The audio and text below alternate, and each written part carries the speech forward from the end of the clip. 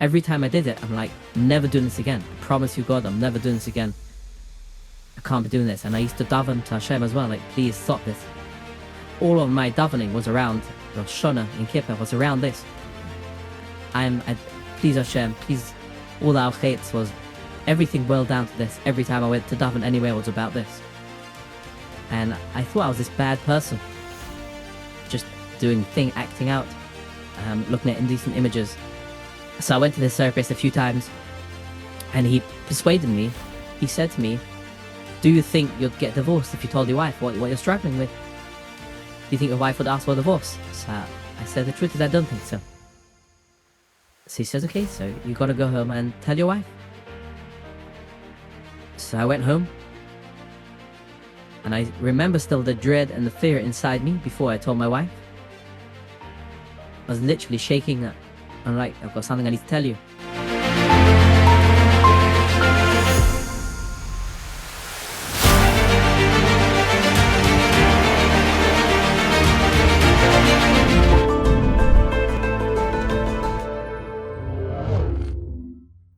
A brief message before we start this episode. Due to the sensitivity of the issues being discussed and the adult themes, this episode is only suitable if you're over 18 only. And to protect the confidentiality of the guest, we're going to call him by a different name.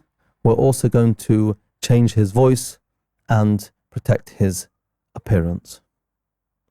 This is a story about someone who looks like so many of us.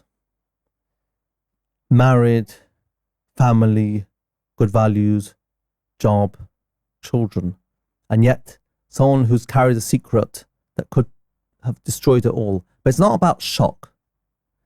It's about understanding how shame can cause an addiction and how with the right support can change everything.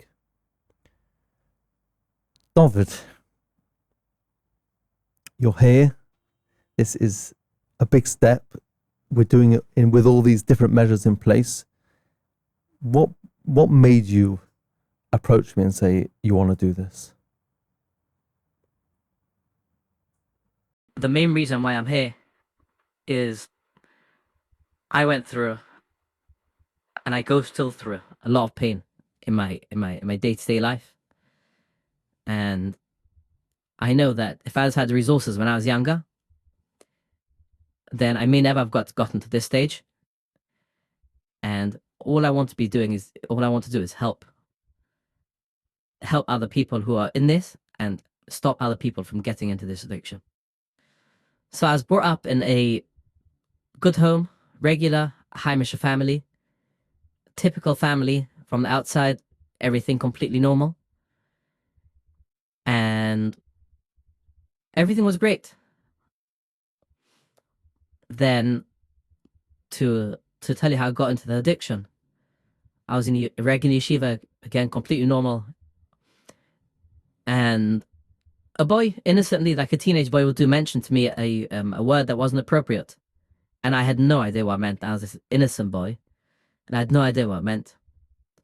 So the next the next break, I came home. I had these old sort of smartphones, and I searched for that word meant. And before I knew it, I had acted out with myself in my bedroom. So you had accessed sort of online inappropriate content? Online inappropriate content I had accessed. Mm-hmm. And without even knowing what I was doing, I didn't even really know what I was doing.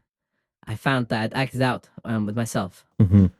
And straight away, I knew that I've done something wrong here. And I felt this huge sense of shame. And like on the spot, I told myself never again.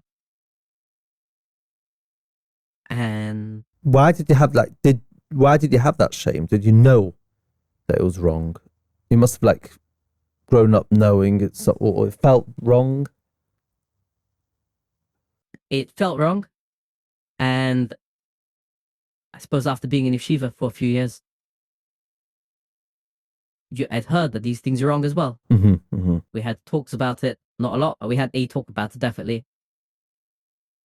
And also, it was just a secret within inside me. I couldn't share it with anybody, even if I didn't know what it was in the beginning. Mm-hmm.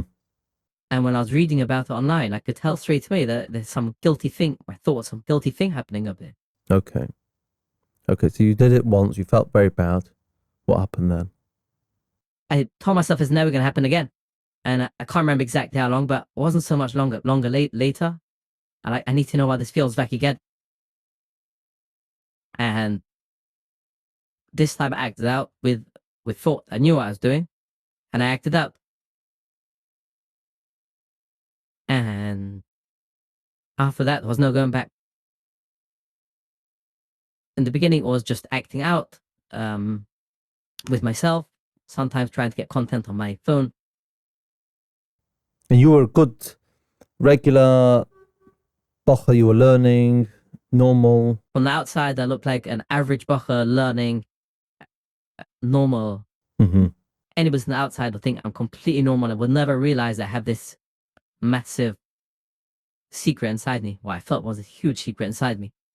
Okay, so your sort of things are starting to increase in terms of frequency and the amount of times. Have you told? But you didn't tell anyone. I hadn't told anybody. I didn't tell anybody, and it was a frequency with the amount of times and as well the power it had over me, and the amount of time I spent thinking about it as well. Is that what you mean when you say power? That's what I meant when I say power. Mm-hmm.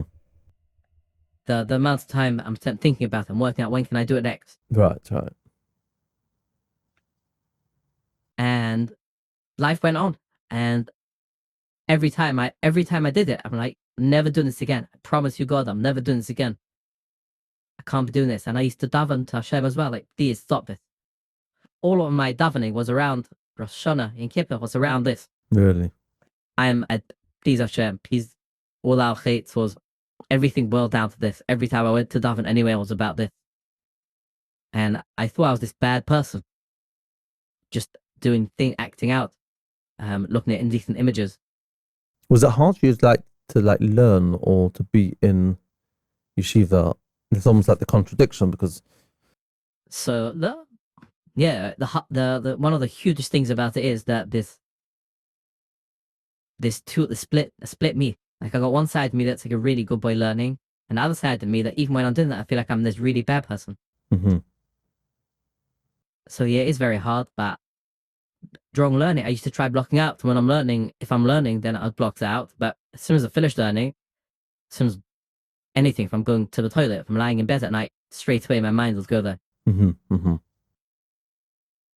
And life went on, and I just told myself that, okay, there's nothing I could do about it. I'm a normal teenager. I tried telling myself that, even though I had the secret. And I kept telling myself when I'm married, everything will be okay. Because I'm normal. And when I'm married, everything will be okay. Mm-hmm. And little did I know that marriage isn't a plaster. Marriage is not going to help, or didn't help me at all.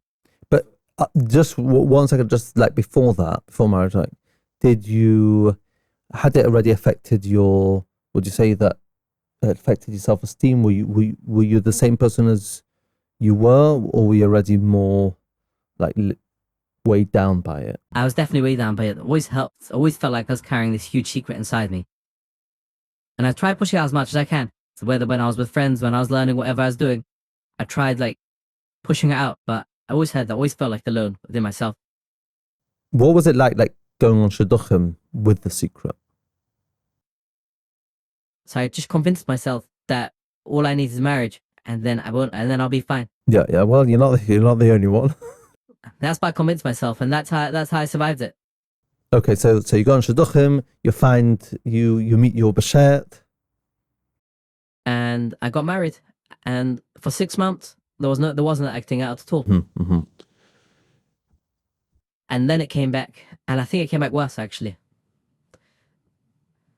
I used to, when I got married in the beginning, I didn't have internet at home, and I used to like try hooking onto my neighbor's Wi-Fi's to try and get internet, to try and look for indecent content, and the acting out got more and more and more. And you had to do it all in secret. And I had to do it all in secret, and every time I was worried if my wife catches me, then that's the end of my marriage potentially. Mm-hmm. And the guilt inside me was way, way more, because now besides that, I was doing it to myself. I felt like I was affecting I was affecting my wife. And again, when I had a child, I felt the guilt went up another level. And it's not just the guilt, it's the shame as well. Every time I'm acting out, I felt so ashamed, huge shame inside me. Would that have come out in the marriage at all?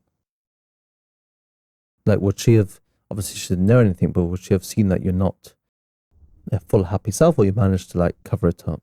I managed to cover it up.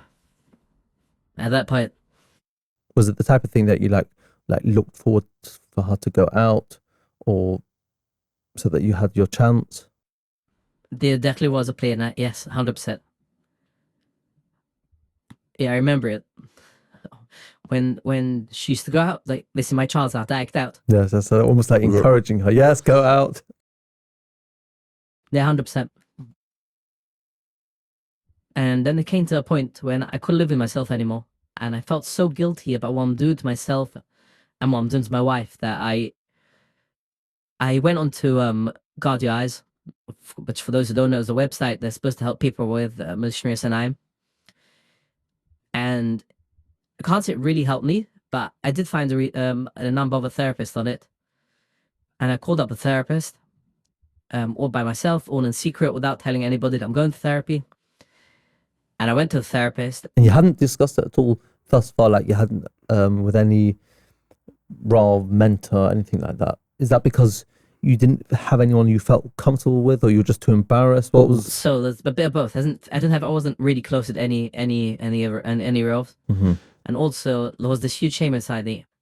I thought I was the only person struggling with this. I didn't think that anyone would understand what I'm going through. Right. So I went to this therapist a few times, and he persuaded me.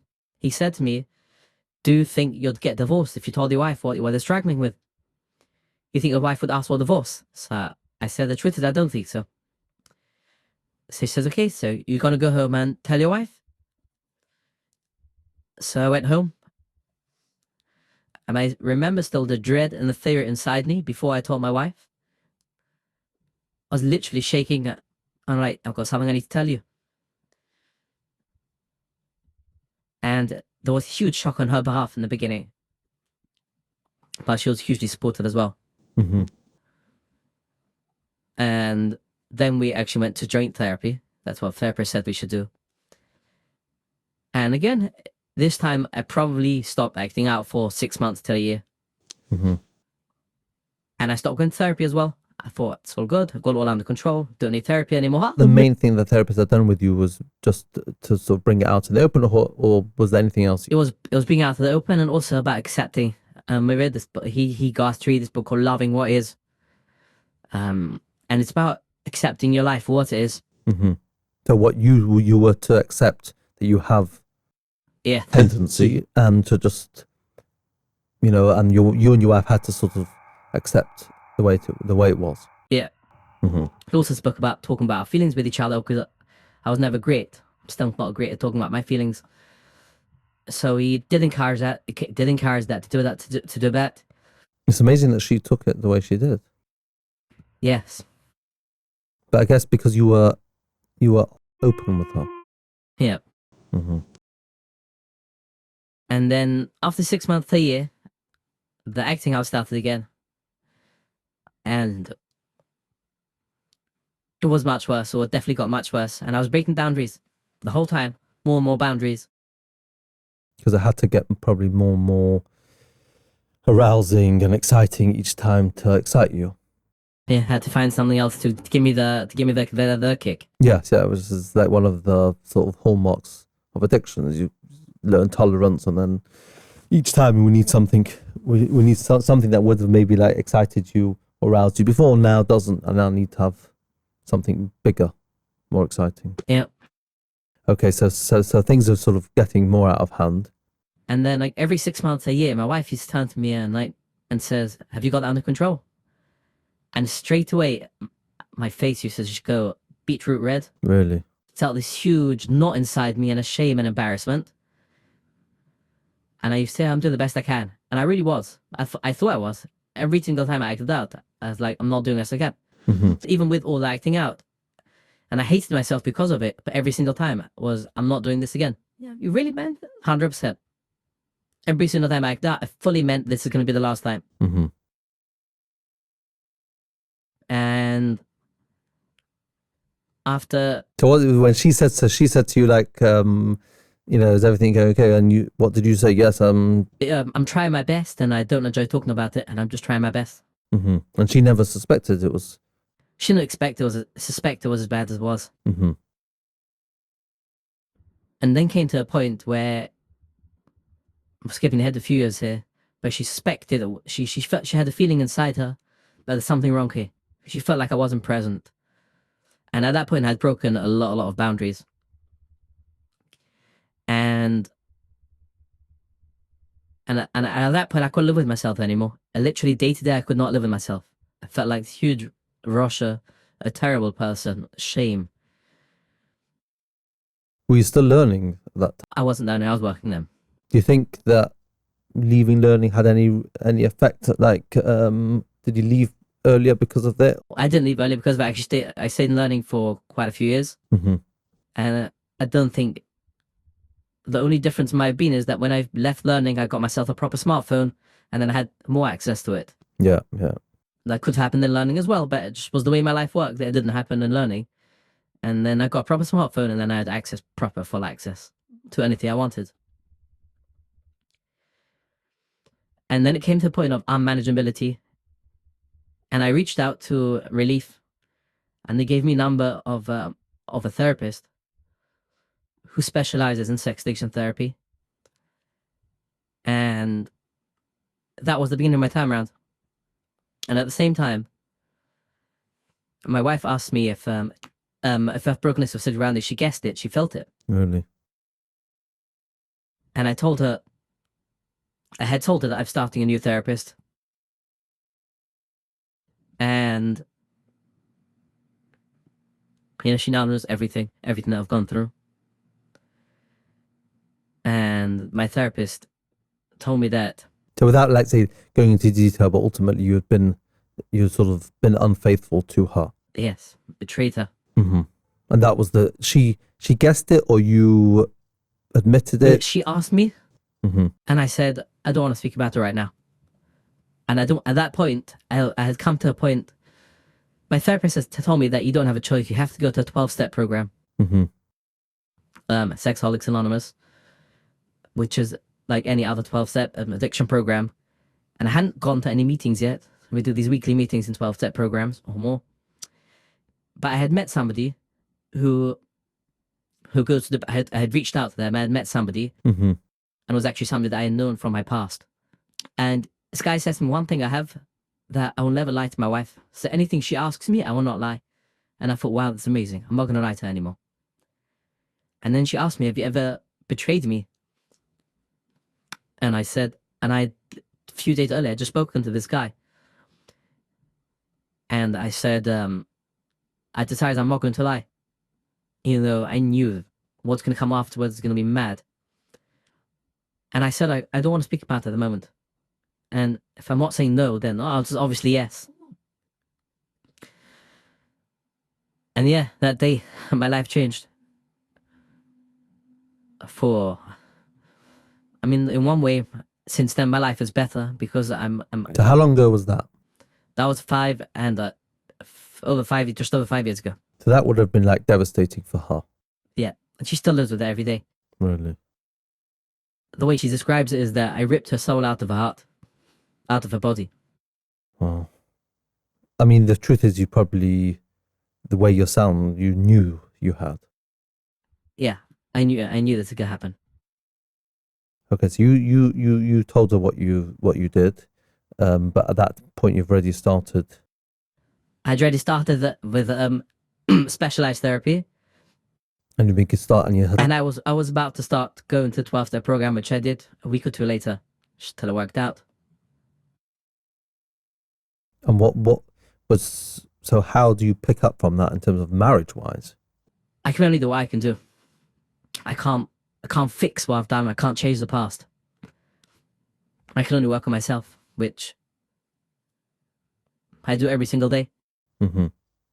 whether it's being there when my wife's in a bad state, she's got her ups and downs, being there more present at home with the family, or just being there for her. When she asks me something, not getting defensive, taking full accountability. Mm-hmm. So I can only work on myself. I can't change my marriage.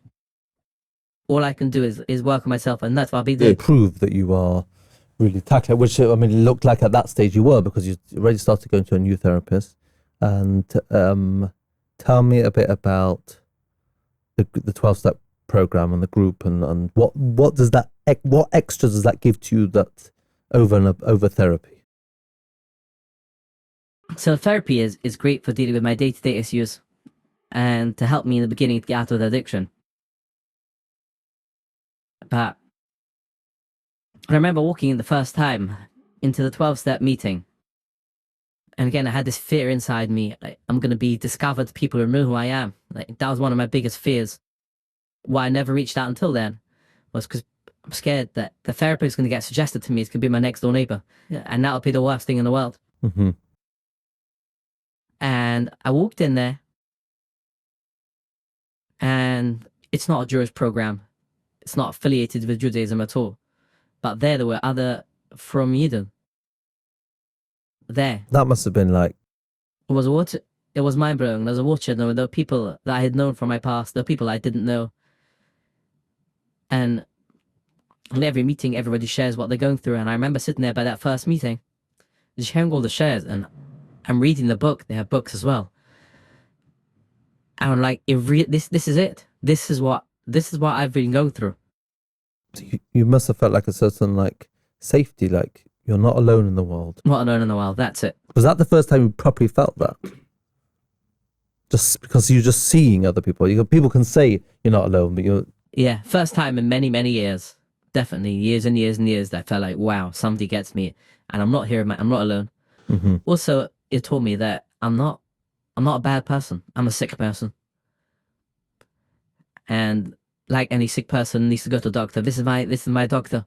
When you say that, do you mean that in terms of like hashkafically, or are you talking about generally that you're not a bad person? Generally, I just think I'm a bad person. Whether it's got to do with myself, or whether it's, maybe that's bit got to do with the Yiddishkeit as well. But what I did to my wife, I betrayed her. Mm-hmm.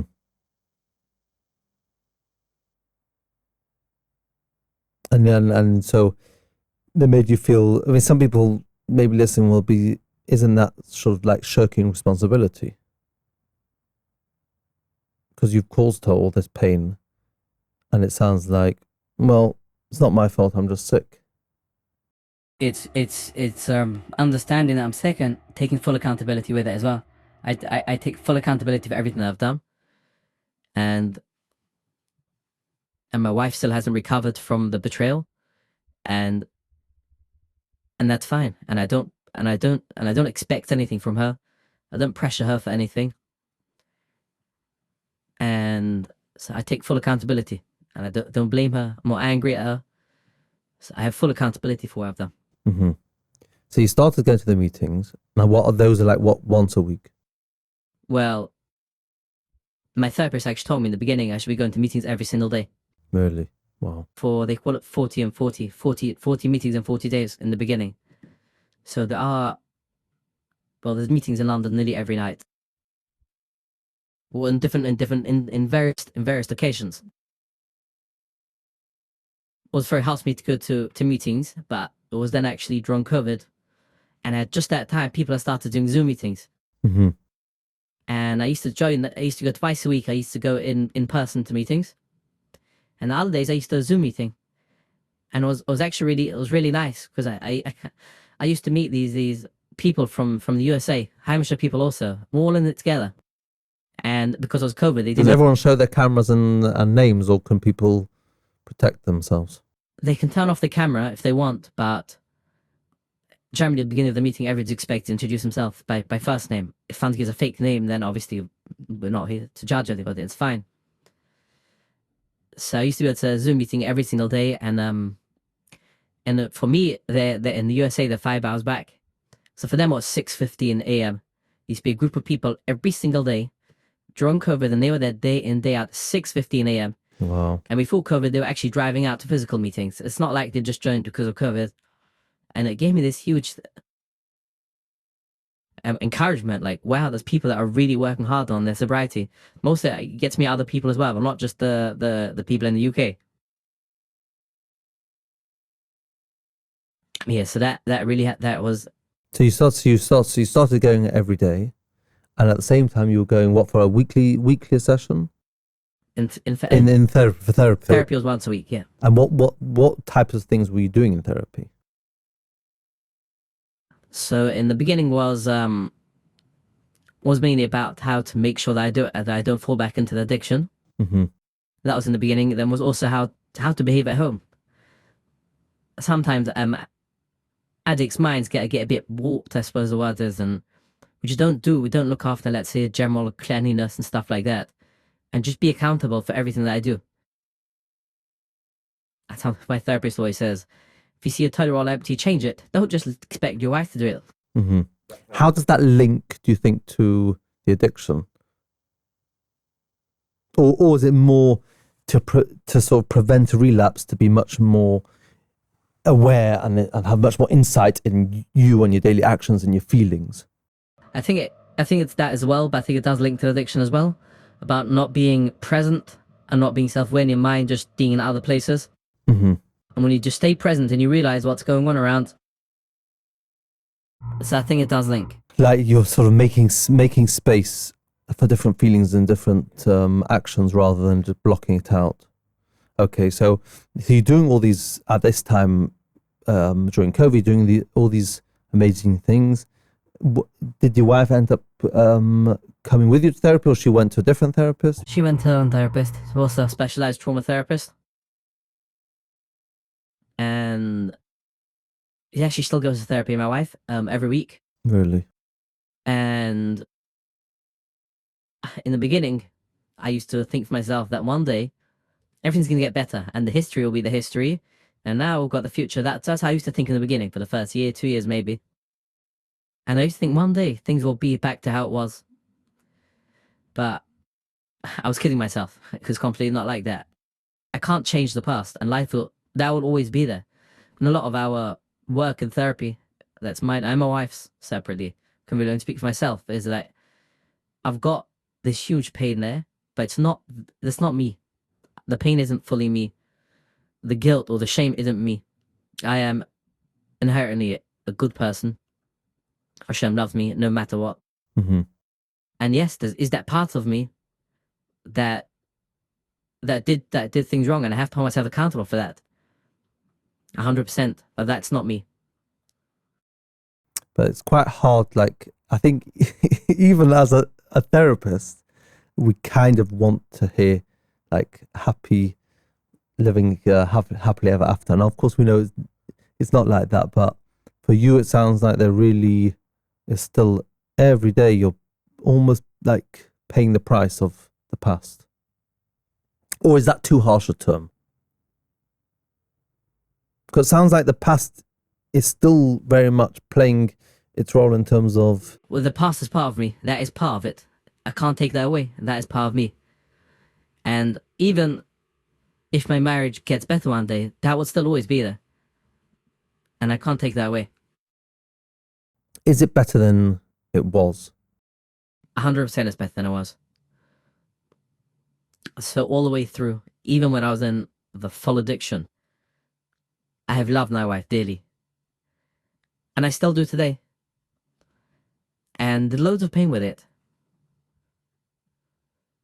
In terms of, let's say, where you are now, so you're carrying on, are you still going to... I still did therapy. I go to meetings every single week. Something else about meetings I didn't mention earlier is that when you get to know a group of people, and we're all there for each other. So if I have something stressful in my life, so obviously there are certain things that make people want to act out more than others. You might know it as HALT: hungry, angry, lonely, tired. That's it. Have you been reading my book? Definitely. Yeah, we have our triggers and we have certain things that make us bitter. The more likely to act out. So one thing we have in the program is that we call each other the whole time. Not everybody does, but it's the option's there for us. If something happens in our day which is stressful, or our mind goes to wanting to act out, we know we can pick up the phone to somebody, and hopefully they'll answer. And even if they don't answer, we can leave them a message, we can send them a text, and just get it off our chest. And that's a huge, huge help. Yeah. So there's that, and I still go every single week to a meeting whenever I can, Mm-hmm. and I still go to therapy. I go once every 2 weeks and learn therapy. And how many years has it been since you relapsed? So and this is, I'm talking for myself here, and most addicts, I say most, but a lot of addicts are not like that. And I got very lucky in that sense, that at the same time when I reached out and I started going to therapy, I haven't relapsed since then. So how long is that? Just over 5 years. Wow, it's amazing. But most are not like that. There are plenty of people with long-term sobriety, but some people it takes a year or two until they call it working the program in the meetings. Mm-hmm. And they work the program, they reach out, some go to therapy, some don't, every day has to do work for them. But still, it takes time until they fully manage to stop themselves from relapsing and from going back into it. So it's an incredible achievement, especially with this type of addiction, because I'm guessing you've still got a smartphone, and we're all hooked up online, and we all have pretty easy access. 100%, it's everywhere. It can be walking down the street as well. It doesn't even let you on our phones. Yeah, for sure. It's in your face. There's always this type of addiction. You've also got I always say, like, there's the 3 A's. You've got accessibility, really accessible; affordability. You don't need to go out to a shop and buy alcohol or drugs. It's pretty much easy to access, easy to afford, and it's so arousing. So it's amazing that you've managed so long. And what do you attribute that to? So I attribute it to 3 things. 2 that were mentioned already, which is therapy. And again, I can't say how much that's helped me. As I said, he's a CSAT, certified sex addiction therapist, and that's been hugely beneficial. The second thing would be going to the 12-step program, which just the shame that it takes off. For me, that was one of the biggest things about it. And the last thing is I'm scared of my marriage. I don't want to lose my marriage. I have a gorgeous family. I love them. I love my wife. I love my kids, and I don't want to lose them in any sense. I don't want to hurt them. So I'll do everything I can to make sure that I stay sober. Wow. Like, just thinking about the story is what I think one of the things that comes out is that we often assume that people who end up struggling with addiction have had very difficult upbringings, whether it's abuse or just neglect. But yours was not like that at all. No, it wasn't. And the truth is that a lot of people, I wouldn't say most, but a lot of people who come to the 12-step meetings in the program, they have had a difficult upbringing. But by all means, but not all of them. Mm-hmm. Yeah, so maybe, especially with this type of addiction, when it comes to content, it almost like the way it started with you. It can be very innocuous. It can be quite innocent. It can be just curiosity. I've seen many people that just started off just pure curiosity. A friend shows them something a bit very similar to yours. It's like, or they just stumble across something online, and suddenly it's a whole new world. And the curiosity creates the shame, and then the cycle starts. Yeah, 100%. But let's say, so you grew up, everything was pretty fine, but that crucial moment, I think that's like a really crucial moment, when was the first time that you realized from your friend at the age of, what was it 15, you said? That is like a critical moment, and at that point you didn't really have anyone to discuss it with or talk about. Do you look at that and say, if only then? everything could have been so different. Yes, and I say that at that critical moment and at so many stages throughout my life as well. Whether it would be when I got married, if I've had a connection with a chosn teacher, let's say. I'm not blaming anybody here, by the way. It's not about blame. Mhm. It's about the way it was. So what in your ideal world, what would have happened when you're 15 and your friend tells you about it and you go and you find out a bit about it and then you end up acting out? What in your ideal world could have happened then? In the most ideal world, but I would be confident enough to go speak about it to my parents. And if not my parents, then somebody else. Okay, so that's quite a big one. So it's very hard for young people, even if they're quite close to the parents, to talk about this. It's still quite difficult. 100%. But what happens? Well, what would have happened is the parents would have brought up the subject to them when they were 13 years old, and started then and mention it every so often. Is everything okay? Are you struggling at all? And even if they don't go to the parents, if the parents are asking them, then at that point, I might have said, yes, actually, I'm struggling. It has to start from the beginning. It can't start it can't start then. The connection to the parents has to start from much younger. Yeah, so like if a parent says to an 8-year-old or something, a 9-year-old, says like, if you end up seeing anything or anything that's bothering you, or in any way, we're here for you, and to make like give them that safe place.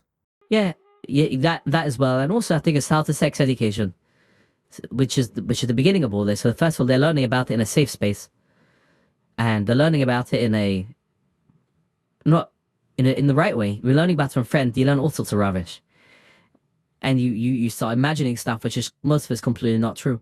Yes, yeah. So if that happens, and you've given them the sex education in the right frame, and then when you maybe it could be straight away whenever the parent feels comfortable.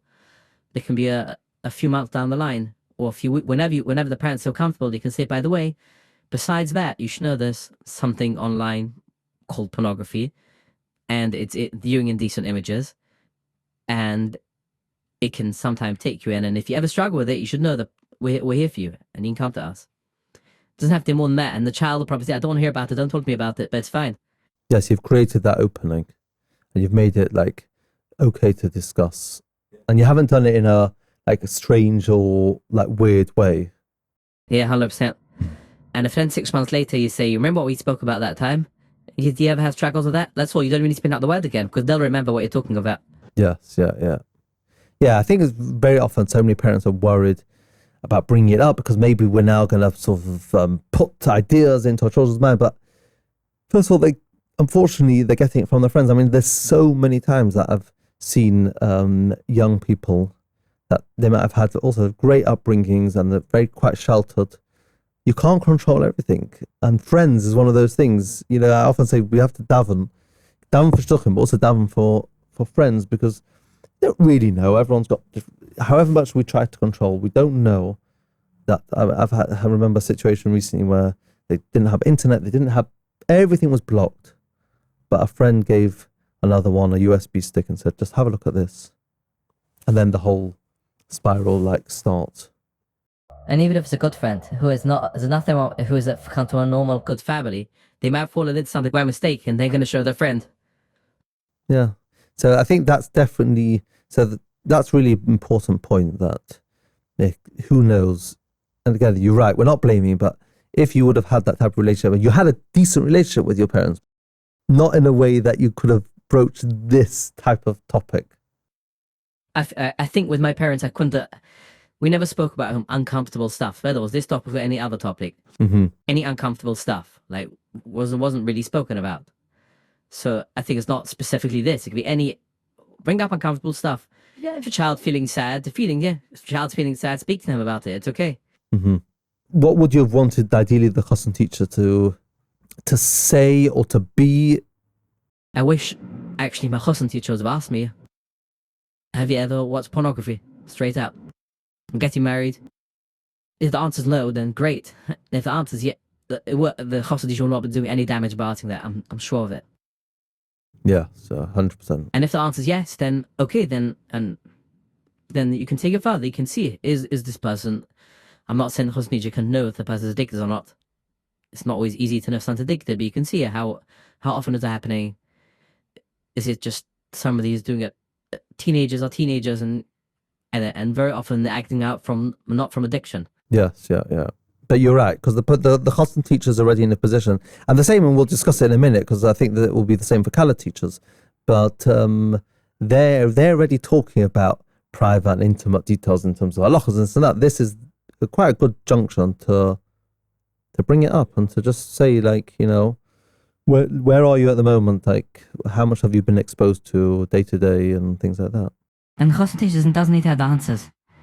If he sees that he's got somebody that's really struggling, then he doesn't need to be expert on everything, but he should know at least who he can speak to. And the same he can say to the chosn if he thinks, okay, he's not addicted, but he's watching it maybe slightly more than he should be.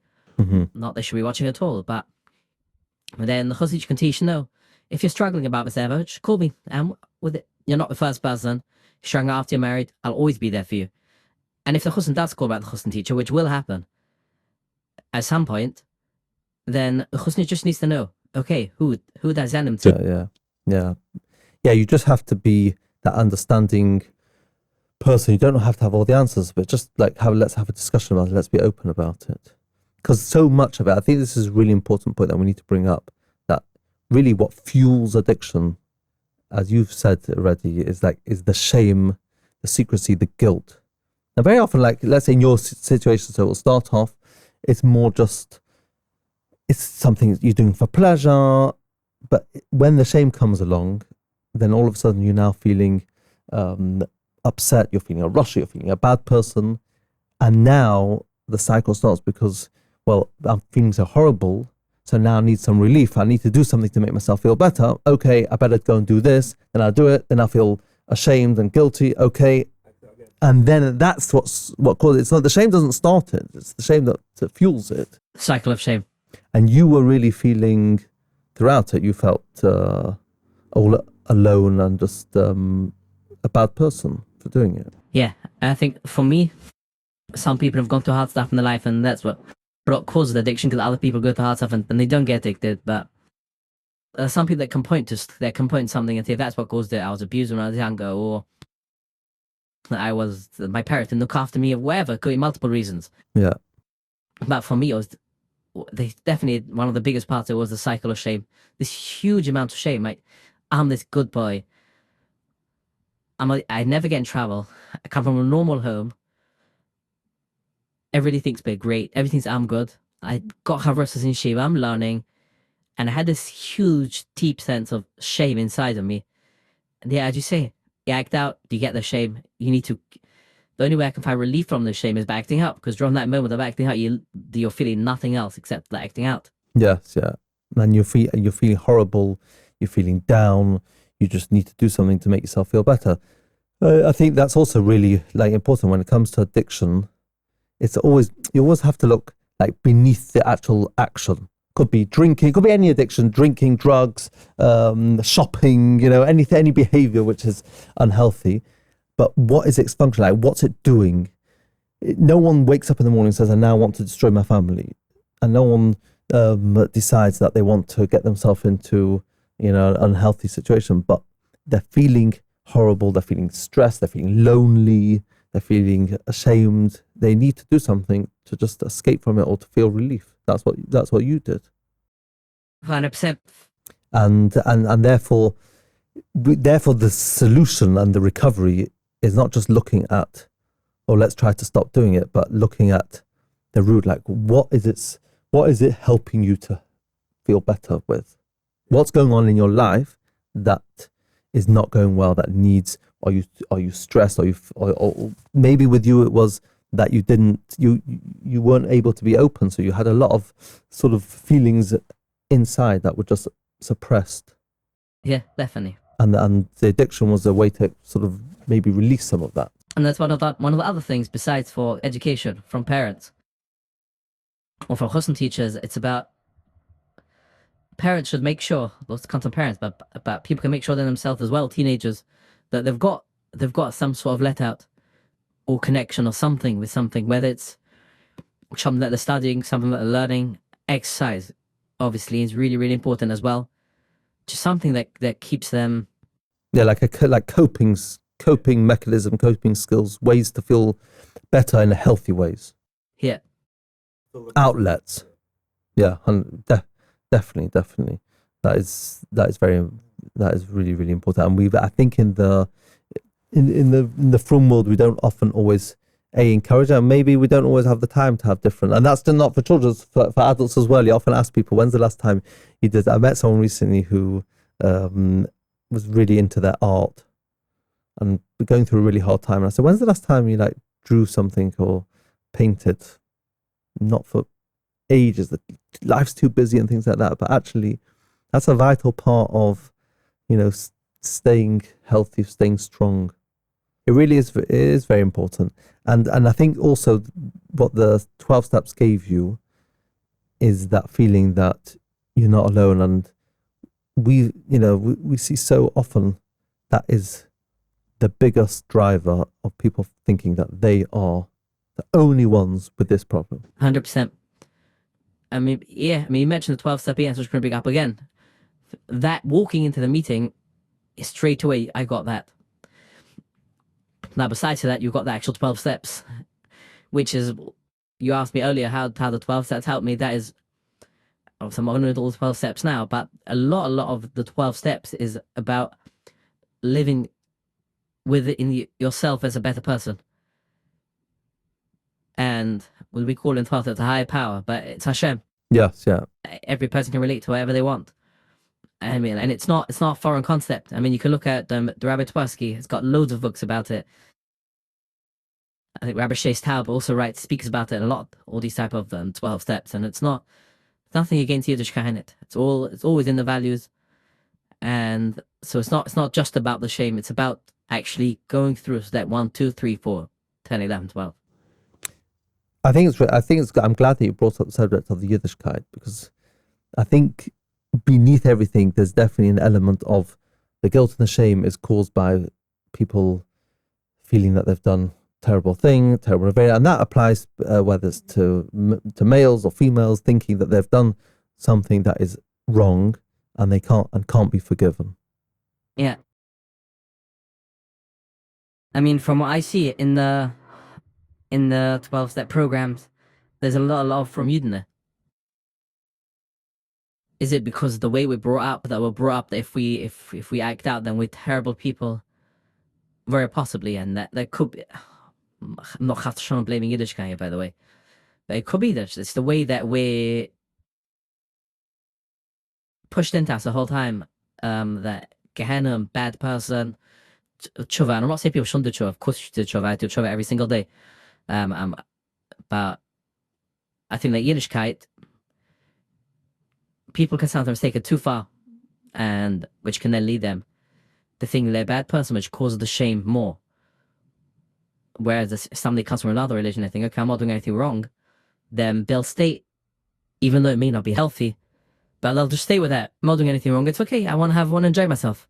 Yes, yeah. I mean, I've discussed this with numerous different Rabbanim and Gedolim, and the message is that really and truly that many of our young people are not getting the right message, and yes, it's a big challenge and a big test, but all Hashem wants to see is the struggle, and He wants us to try. The outcome is kind of arbitrary, whether you manage or you slip. If you're trying and you're working hard, that is the key. And yet too often we always focus on, did I do it? Did I not? Okay, I did do it. Okay, terrible. And every person's got, different drives and different challenge based on sometimes the upbringing, sometimes what they're exposed to. If we focus a bit on that, yes, if you fall, doesn't make you a bad person. On the contrary, get up, Shava Yipol Tzaddik, get up, carry on, push yourself. Yeah, and one thing which I had to learn, which I found it very, very hard in the beginning, and I did not believe it for a long time. Hashem loves me no matter what. Yes, I love that, because at that time when you were 15, that was probably the furthest thing that was on your mind at the time. you probably thought you were the worst person. Until I was into recovery for some time, I thought Hashem hates me. But it's completely not true. I now know. And I fully believe it. Yes, madam, but that's not the easiest. But Hashem loves me no matter what. And I've just got to keep doing what I need to be doing. Yes, yeah. But sometimes I'm sure people will be thinking, but it's such a hard challenge. 100% it is hard. And we can only do the best we can do. But as long as somebody knows that if they're in it, there's help out there. Don't do it yourself. Yeah, and I think it's also amazing that we're just having this conversation because I think like, such an important message that one's not alone. And we've spoken a lot about males, but ultimately, explicit material and that whole online world is alluring for males. For females, sometimes it's slightly different. Sometimes it could be with females, it might be more about the connection, more about the the emotional feeling. Sometimes for males, it might be less so about that. But no one's alone, because I can see sort of on JT the amount of texts and calls that we get. And the first thing is that everyone feels that, and this can be from girls, from boys, that they feel terrible, they're guilty, they're the worst people, they're strange. And one of the first things that we do is it's a very fine line. We're not here to normalize it. It's not okay, but at the same time, we have to destigmatize it. You're not a bad person, and this is part of there, and they are normal, even though you're not saying it's okay, but still they are normal. And you're talking about, you mentioned JT, so that's one actually was one of the reasons why I approached you in the beginning, because I feel it quite strongly, that if JT would have been around when I was a teenager, obviously I can't know for sure, but I feel that if I'd had somebody I can reach out to anonymously, I might have done, and who knows what would have happened, but where I'd be today. Yeah, I think I would agree myself. We all went through difficult stages growing up and having these private issues and questions, things that we would never really would want to ask sometimes our parents or people, with long beards, and just to have that like anonymous platform where we can just ask what we want.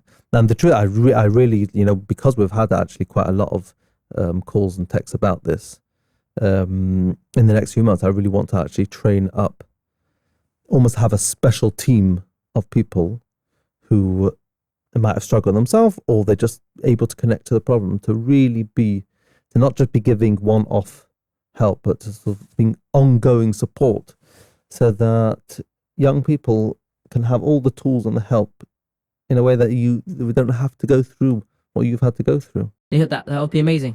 As I said, if I had something like that, then I feel like my life would have been much healthier and in a much better place. But now that it has happened, what positives do you take from it, and how do you look towards the next few years?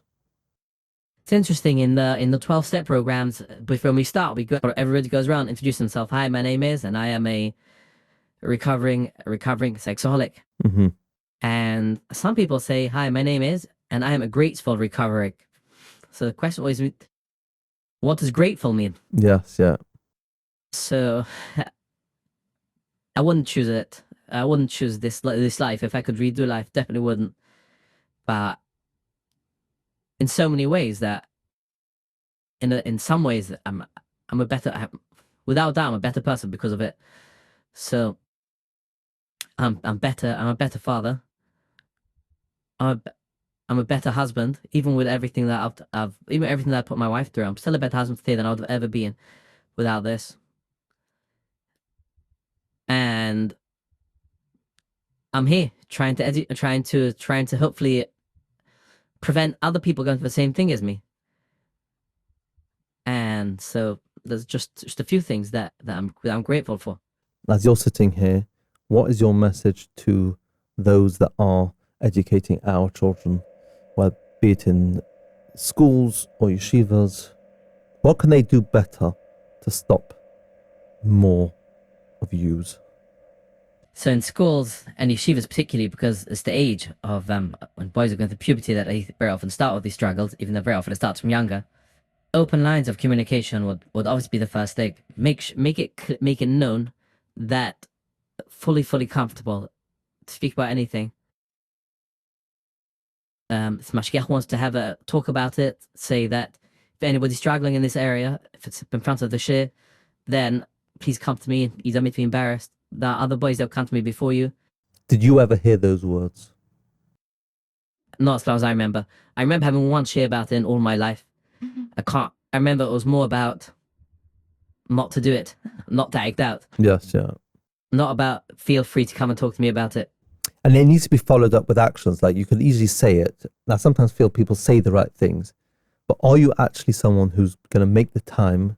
And are you really going to make yourself accessible for young people? 100%. So a mashgiach could call him a few hours every day, let's say. Just ask them how's it going. Are you struggling in any areas of your life at all besides yeshiva, outside? And again, like I said before about the chosn teachers, the mashgiach doesn't need to know the answers, but if something comes to him and opens up, and he can direct the people to the right places. Sometimes it's all is, and sometimes the mashgiach might be able to help. If the boy that's struggling with Shmir Sanayim and it's not an addiction, then mashgiach may be well placed to help. Just to take away the shame, to make them feel, that they're worthwhile people. And if a boy does come into them and share with them, then follow up with it. Don't just forget about it and think, okay, he's not coming to me, it's okay. 3 months later or 1 month later even, follow up with it. Yeah. But same thing in schools, obviously the younger boys, and maybe it's a bit harder because of the age.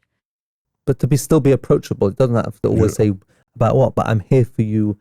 If anything's pulling you down and you feel that you're struggling in any way, please speak to me. I mean, I certainly never heard those words when I'm sure schools have changed and there's people, but you still hear, even in yeshivas as well, people are so busy and mechanchim are, rushing around to place. I think to say, like exactly like you said, to say as well, like other boys have come to me about this and that feel free and I won't judge you. Just hearing that, I think, can open up the door for boys. And we spoke about chosn teachers earlier, but color teachers also. It's a bit different to boys because obviously the color teacher's not going to know what the boy's onto. Although I think it's a great idea for a color teacher and a chosn teacher to talk to each other. But a color teacher can tell the teacher, the color, there is such a thing as pornography. You don't need to scare them. And if you ever feel something is wrong, or you have any red flags, then come to talk to me. That's it. It doesn't have to be further than that. Just, again, say exactly the same. Open the door. You don't need to say that, by the way, your husband might be a sex addict and he's going to need serious help and not be in therapy the rest of his life. I'm not talking about scaring. I'm talking about normalizing and opening the door. Mm-hmm. And I don't think any Kalatika are not getting married now because of it, or they're going to... I don't think so. Yeah. Well, I mean, again, it's not just about this addiction, but be about anything that seems to be unhealthy, seems to be untoward. We're here for you. Yeah. And I'm not sure if that always happens. It often feels like it's like the Kollel and the chosn teachers, we're ticking the box, right? You've learned the halachas. Okay, I'll see you. And I'm not sure how many will feel comfortable to approach, again, the chosn teacher or the Kollel teacher. Yep. And they have vital roles. 100%, but if they open the door, then they will. Yes. And also, I don't think it'll be a bad thing if 3 months down the line, the chosn Kollel teacher actually phone up the chosn Kollel. Just checking in. Doesn't need to be more than a 30-second phone call. Hopefully all that will be 30 seconds and that's it. Yeah. But sometimes you never know what's going to happen. Sometimes you just need somebody to open the door and like speak, is everything okay? Again, it's about opening the door. And yeah, and same thing with the Rabbanim. A lot of people, and I've seen this from people that I know who are struggling with this. The first place they'll go to, they're not going to go in marriage, and they're already much older, and they realize that they can't live like this anymore. Very often, the first person they'll reach out to will be their Rav of their shul. And again, the Rav doesn't need to know the answers, but the Rav needs to know that it's okay, and again, know who to send them to. And not to give almost sometimes like fake chizuk and say, oh, I don't know, go to the mikvah, learn a certain sefer, and everything will be okay. And you get some of them say or have said, I'd like to think now that it's slightly better, but yeah, could you need to learn more, and that's it, and all your problems are going to go away. It's garbage. I mean, it might help some people, but it's not. You definitely can't generalize it. Regarding parents teaching their kids and educating the kids, so there's this great book by Rabbi Dr. Zimmerman. It has comments from people from Rabbanim in America. And if parents don't know where to start, it's a great resource for people to reach out to and have talk to the kids about it. And sometimes you can just give your kids a chapter to read if you're too uncomfortable to do it yourself. Yeah, there's also great. Also, yeah, 100%. And about breaking habits and trying to really get the tools going so that they don't have to get to a stage of addiction. Yeah, I have read it. Thank you very much. And if anybody wants to reach out to me in complete confidence, I can be reached at helpmeout613@gmail.com. And if there are any wives that want to be in touch with a wife, they can email me and I'll put them in touch with my wife. Also, confidentiality through an anonymous phone number. Okay, do you want to just say that email address again? Yeah, helpmeout, HELPMEOUT 613@gmail.com. Wow, David, no, it's eye-opening. It's eye-opening because you're here and you're talking about something that is not spoken about. And it's also eye-opening because you're being open about a secret that so many people will share with you, whether it's about this particular explicit material type problem, or it could be other things. And it's all following the same pattern. It's someone walking around with a big secret, with a lot of shame, feeling that they're alone in the world, and carrying that huge burden that you've had to carry for all those years. And yet also, I think what I take out from the episode is also that often the recovery, yes, there's parts of it that's really complex, but some of it is really simple, and the prevention is really simple. It's those connections, it's being open, it's people understanding you, it's people being compassionate and caring and wanting to hear, and the power of the support, that knowing that there's someone there who gets me and helping me through whatever that is quite simple. It doesn't have to always be. Yeah, I hope you know that people don't get to the addiction stage. Obviously, there's stages, and Tom doesn't act out one morning and become an addict. I mean, maybe some people do, but not everybody does. And if they could just stop it before the addiction stage, it'll make their whole life, literally the whole life, will be so much calmer and easier because of it. Yeah. Well, I think the only feelings are that it's a shame and tragedy that didn't happen to you, and that's why you're here. But at the same time, it's unbelievable that you're sitting here and trying to help those that don't fall into the same trap as you. So I want to thank you very much for coming. Really, really appreciate it. Takes a huge amount of courage. I also want to mention that one of the reasons, in my mind, why we actually created J18 was that people could have, boys or girls, could be able to contact an organization where they feel that they're protected, they can discuss something, they can get the right view. So if anyone's been listening to this and feeling that they can connect and it resonates what we've been discussing today, then the number for J18 is on text or WhatsApp is 07860 058 823, and the phone number is 0800 915 4646. And if you are older than 24, then you've got the helpline 0330 127 3333. Thank you. Okay, thank you very much, and thank you for coming on. My pleasure. Thank you for having me.